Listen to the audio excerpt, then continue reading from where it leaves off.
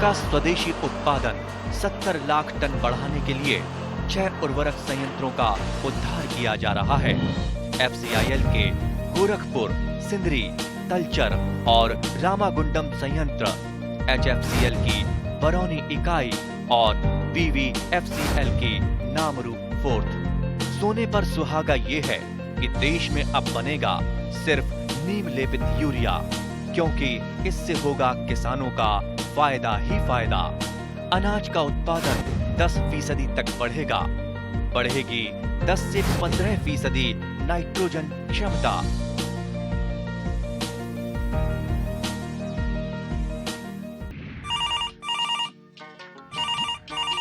Hello কৃষি দৰ্শন। Hello' কৃষি দৰ্শন।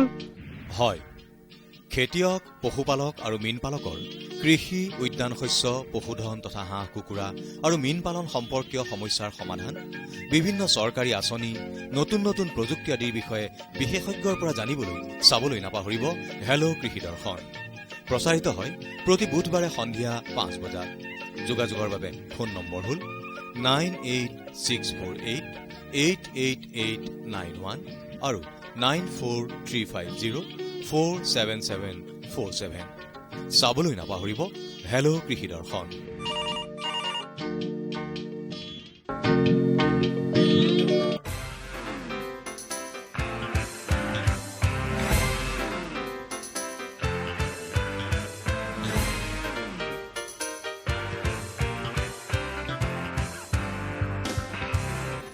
অসম ৰাজ্যিক কৃষি বিপণন পৰিষদৰ অনুমোদিত বজাৰ দৰ এনেধৰণৰ: কামৰূপ জিলাত বেঙেনাৰ প্ৰতি কুইণ্টলৰ ন্যূনতম মূল্য ৩৭০০ টকা, অধিকতম মূল্য ৩৮০০ টকা, বন্ধাকবি ২৫০০ টকা, ২৮০০ টকা, তিয়ঁহ ২০০০ টকা, ২৪০০ টকা, কেঁচা জলকীয়া ১২০০০ টকা, ১৩০০০ টকা। গোৱালপাৰা বজাৰত নহৰুৰ প্ৰতি কুইণ্টলৰ ন্যূনতম মূল্য ১১০০০ টকা, অধিকতম মূল্য ১৩০০০ টকা, ৰঙালাও ২২০০ টকা, অধিকতম মূল্য ২৮০০ টকা, বিলাহী ৬০০০ টকা, ৬৫০০ টকা, তিতাকেৰেলা ২৮০০ টকা, ৩৫০০ টকা। লখিমপুৰ বজাৰত লেচেৰাৰ প্ৰতি কুইণ্টলৰ ন্যূনতম মূল্য ৪০০০ টকা, অধিকতম মূল্য ৪৫০০ টকা, পিঁয়াজ ২০০০ টকা, ২২০০ টকা, জিকা ১৫০০ টকা, ২২০০ টকা, পটল ৩০০০ টকা, ৩৫০০ টকা।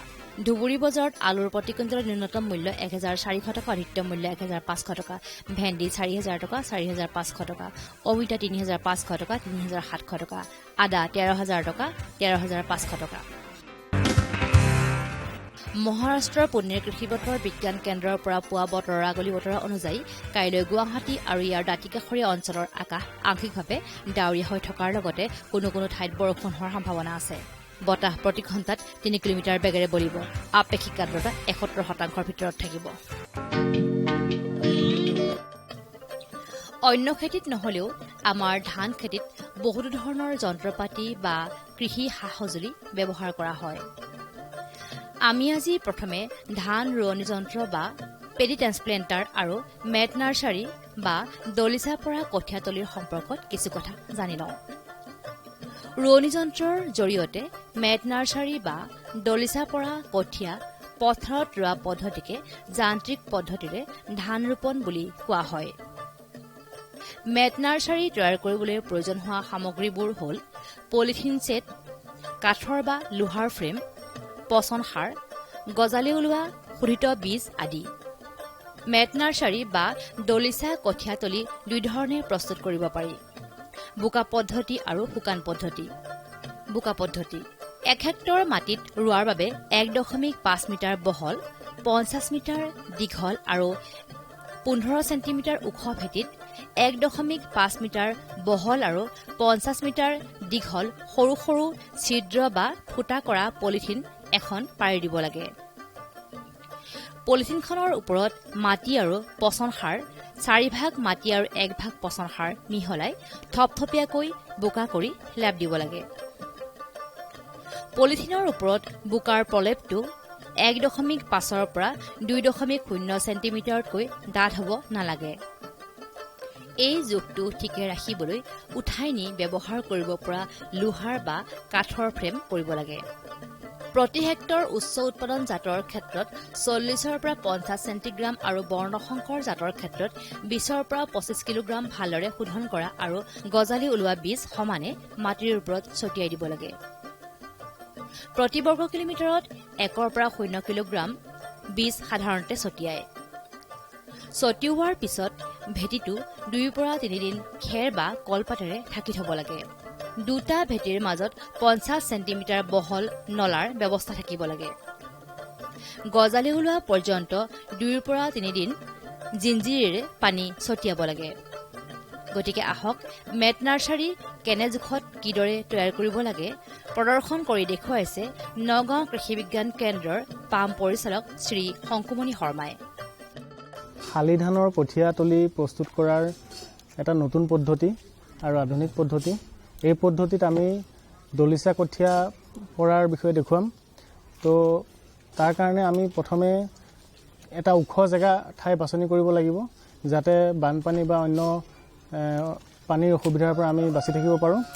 তাৰ কাৰণে আমি এখন প্লাষ্টিক আমি 1.5 মিটাৰ বহল আৰু 50 মিটাৰ দীঘল প্লাষ্টিক কাটি লৈ পেলাই প্লাষ্টিকখন মাটিৰ ওপৰত পাৰি ছাইডত আমি এটা কাষে কাষে এটা আলি বান্ধি দিম, যাতে সেই আলিটোৱে আমাৰ ওখ ঠাইত পানীখিনি ধৰি ৰাখিব পাৰে। তাৰপিছত আমি তলত এখন লোহাৰ আধা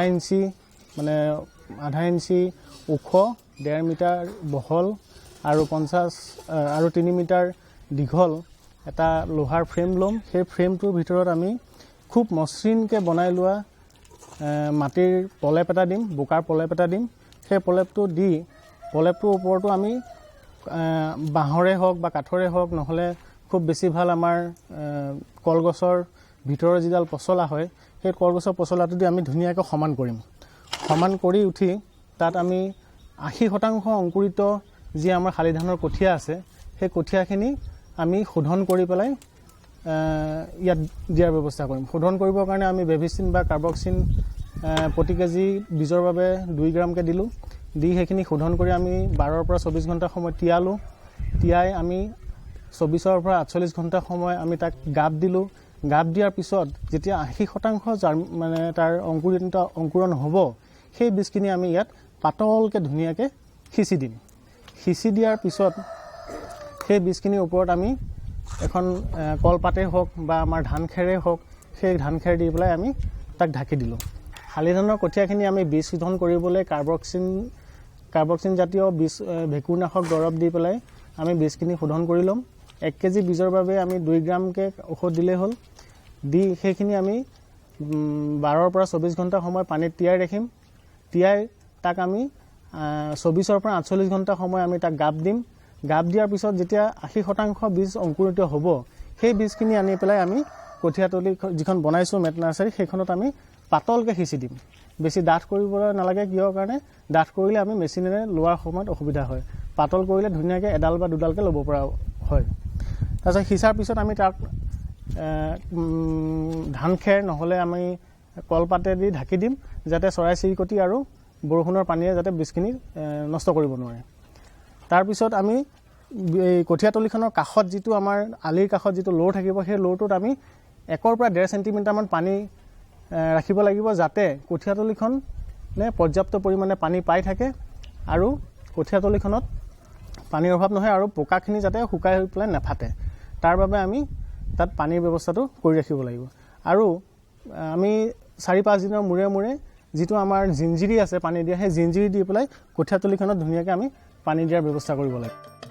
ধান ৰোৱা যন্ত্ৰৰ বাবে কঠীয়া সাজু হোৱাটো এনেদৰে বুজিব পাৰি, যেতিয়া কঠীয়াৰ উচ্চতা 3 পৰা 4টা পাতেৰে 15 চেণ্টিমিটাৰ ওখ হয়। মেট নাৰ্চাৰীত কঠীয়া কাঁচিৰে ধান ৰোৱা প্লেটৰ জোখত কাটি লোৱা হয়। এই কাটি লোৱা মেট নাৰ্চাৰী বা দলিচাৰ পৰা কঠীয়াখিনি অতি সুন্দৰভাৱে মেৰিয়াই আনিব পাৰি। ৰেটুভেটৰ পাৱাৰ টিলাৰ আদি ব্যৱহাৰ কৰি 7 পৰা 5 চেণ্টিমিটাৰ গভীৰতালৈ হাল বাই চহাই পথাৰখন প্ৰস্তুত কৰিব লাগে।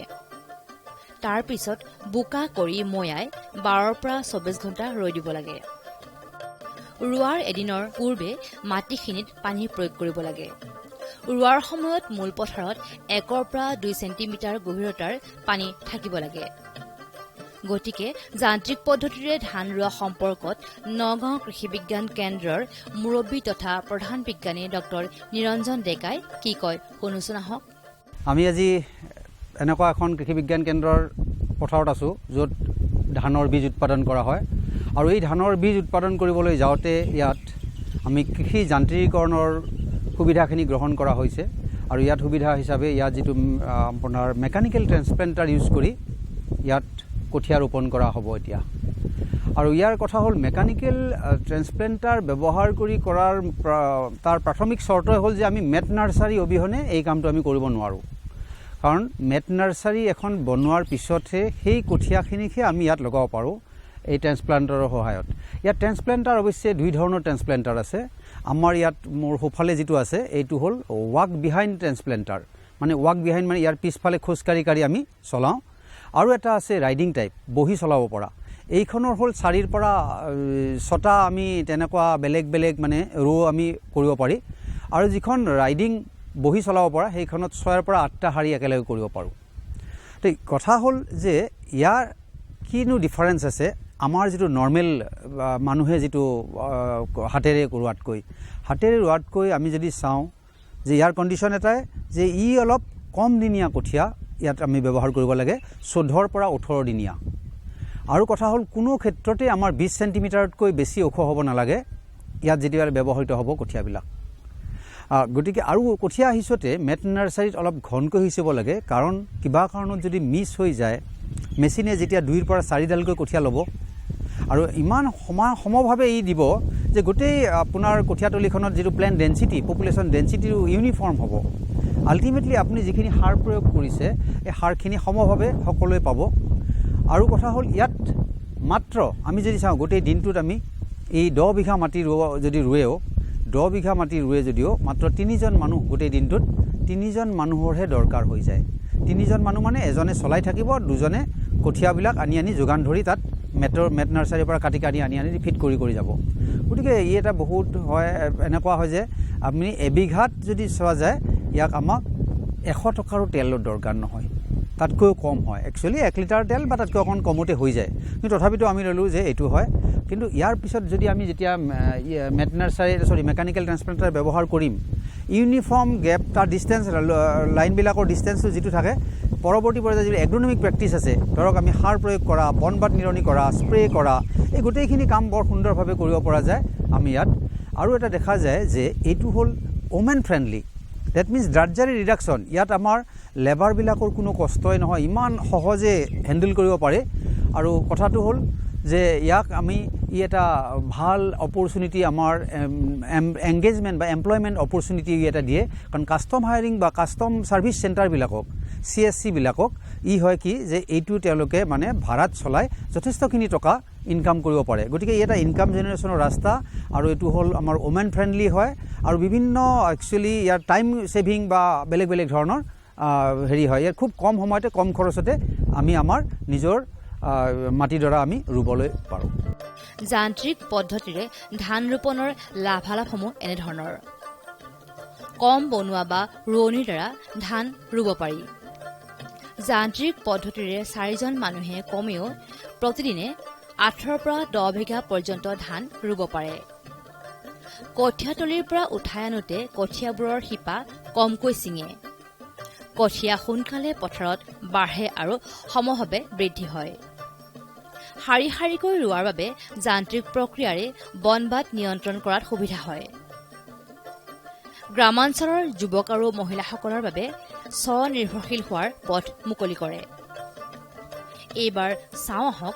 কঠীয়া তৈয়াৰ নকৰাকৈ সামান্য গজালি ওলোৱা বীজ ড্ৰাম চিডাৰ যন্ত্ৰেৰে শালি ধানৰ বীজ মূল পথাৰত সিঁচিছে ইয়াত থকা ড্ৰাম চাৰিটাত অলপ গজালি ওলোৱা বীজবোৰ তাত ভৰাই দি এজন মানুহে টানিলে বীজবোৰ নিৰ্দিষ্ট দূৰত্বত শাৰীবদ্ধ প্ৰণালীত কম বোকা মাটিত সুন্দৰভাৱে পৰিব এই পদ্ধতিত এজন কৃষকে এদিনত 7 বিঘালৈ বীজ সিঁচিব পাৰে এই ড্ৰাম চিডাৰ সম্পৰ্কে নগাঁও কৃষি বিজ্ঞান কেন্দ্ৰৰ মুৰব্বী তথা প্ৰধান বিজ্ঞানী ডক্টৰ নিৰঞ্জন ডেকাই কি কয় শুনোচোন আহক এইটো হ'ল ৱেট DSR বুলি কয় ৱেট DSR মানে হ'ল আমাৰ এই বোকা কৰা মাটি বেছি বোকা নহয় খুব কম বোকা আৰু কম বোকাত আমাৰ অলৰেডি গজালি ওলোৱা ধানবিলাকক আমি কেনেধৰণে ইয়াত সিঁচি দিব পাৰোঁ সিঁচা ছিষ্টেমটো এনেকুৱা যে চাইণ্টিফিকেলি আমি 25 চেণ্টিমিটাৰৰ দূৰত্বত আমাৰ ফুটাবিলাক আছে।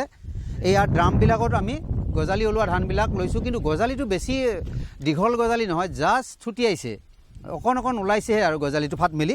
তেনেকুৱা ধান দিছোঁ যাতে ই ফুটাৰে ধুনীয়াকৈ সৰকি পৰিব পাৰে। আৰু ইয়াত আমাৰ ইচ্ছা কৰিলে আমি কিমান দূৰত্বত পেলাব খোজোঁ পেলাব পাৰোঁ, কাৰণ ইয়াৰ ফুটাবিলাকত যদি আমি মাজে মাজে এটা বন্ধ কৰি দিওঁ তেতিয়াহ'লে আমাৰ দূৰত্বটো বাঢ়ি যাব, কিমান আঁতৰত আমি দিব খোজোঁ। আৰু কথা হ'ল এনেকুৱা যে এইটোৰে এজন মানুহে এদিনত 7.5 বিঘা মাটি, তাৰমানে 1 হেক্টৰ মাটি অনায়াসে তেওঁ নিজে ৰুব পাৰে অকলে। গতিকে য'ত আমাৰ কোনো কঠীয়া উঠোৱা মানুহৰ দৰকাৰ নাই বা ঠিক তেনেধৰণৰ কোনো কঠীয়াৰ ট্ৰিটমেণ্ট যিবিলাক কৰিব লাগে কোনো দৰকাৰ নাই, জাষ্ট ইয়াত জাৰ্মিনেটেড প্ৰি জাৰ্মিনেটেড মানে গজালি ওলোৱা ধানটো আমাৰ কেনেধৰণে ইয়াত এয়া হ'ল গজালি ওলোৱা ধানবোৰ দি থোৱা হৈছে। খুব কম গজালি ওলোৱা ধান ইয়াত, মানে খুব কমকৈ।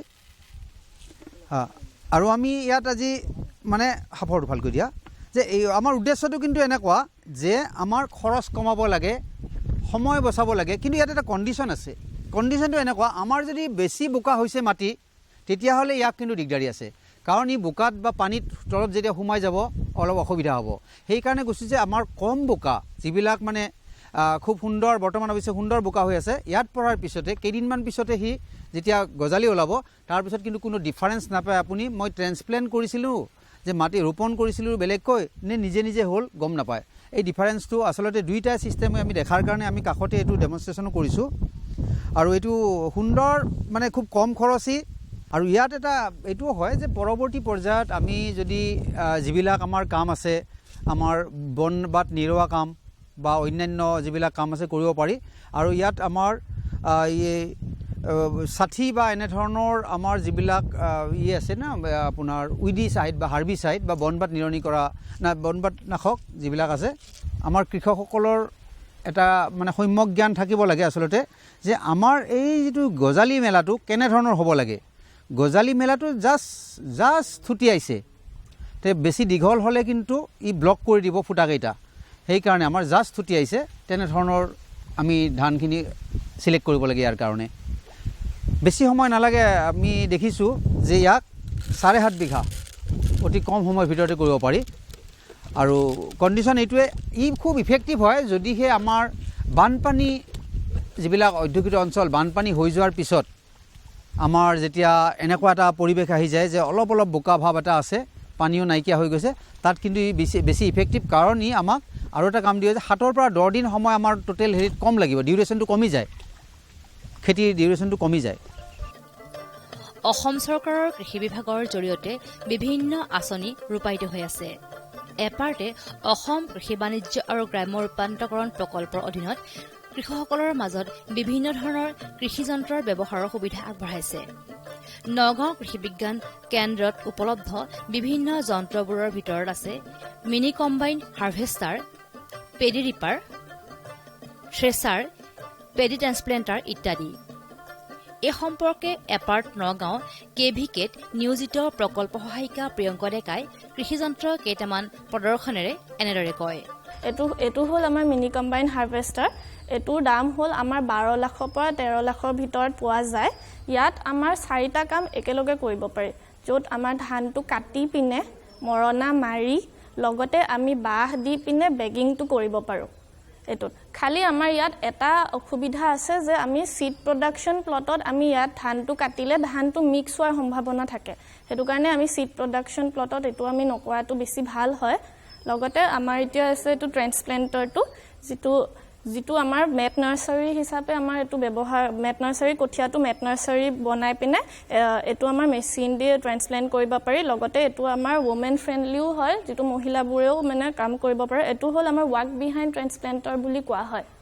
এইটো আপোনাৰ কি কয়, আমাৰ এইটোৰ কষ্টটো হ'ল আমাৰ 2,40,000ৰ পৰা 2.5 লাখলৈকে হয়। আৰু আমাৰ এইটো লাইনত ধুনীয়াকৈ কঠীয়াটো পাৰি যাব পাৰি আৰু মেটৰ সেইটো ধুনীয়াকৈ লাইনতে পৰি যায়। আৰু ইণ্টাৰনেশ্যনেল ৰাইচ ৰিচাৰ্চ ইনষ্টিটিউট চমুকৈ ইৰিয়ে বিভিন্ন ধৰণৰ অত্যাধুনিক যন্ত্ৰ এপাৰ্ট আঁচনিৰ যোগে যোগান ধৰিছে।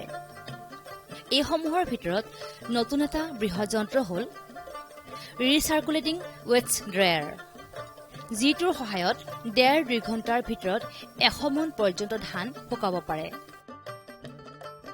আশা কৰা হৈছে কৃষকসকলে যথাসম্ভৱ একে সময়তে একে জাতৰ খেতি কৰি যন্ত্ৰৰ সহায়েৰে ধানৰ কঠীয়া ৰোৱাৰ সুবিধাৰ লগতে মিনি কম্বাইন হাৰ্ভেষ্টাৰেৰে ধান চপাবলৈ সুবিধা হ'ব।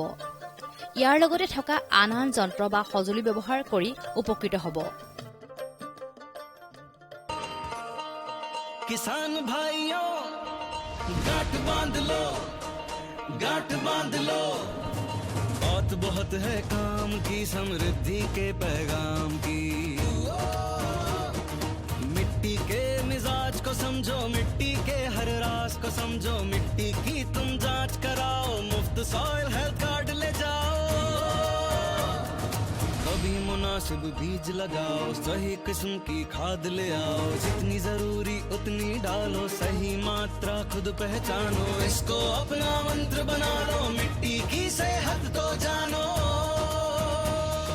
बात बहुत है काम की, कम लागत अधिक वरदान की। किसान भाइयों गांठ बांध लो, आज ही मिट्टी की जांच कराएं। राज्य सरकार के कृषि अधिकारी से संपर्क करें और मुफ्त में सॉइल हेल्थ कार्ड पाएं। कृषि और किसान कल्याण मंत्रालय द्वारा किसान हित में কৃষকসকলৰ বিভিন্ন সমস্যাৰ সমাধানৰ লগতে শেহতীয়া প্ৰযুক্তি আৰু প্ৰয়োজনীয় আনুষংগিক দিশৰ বিষয়ে জানিবৰ বাবে চাবলৈ নাপাহৰিব কৃষি দৰ্শন। প্ৰচাৰিত হয় প্ৰতি সোমবাৰৰ পৰা শুকুৰবাৰলৈ সন্ধিয়া 5:30 বজাৰ পৰা 6 বজালৈ।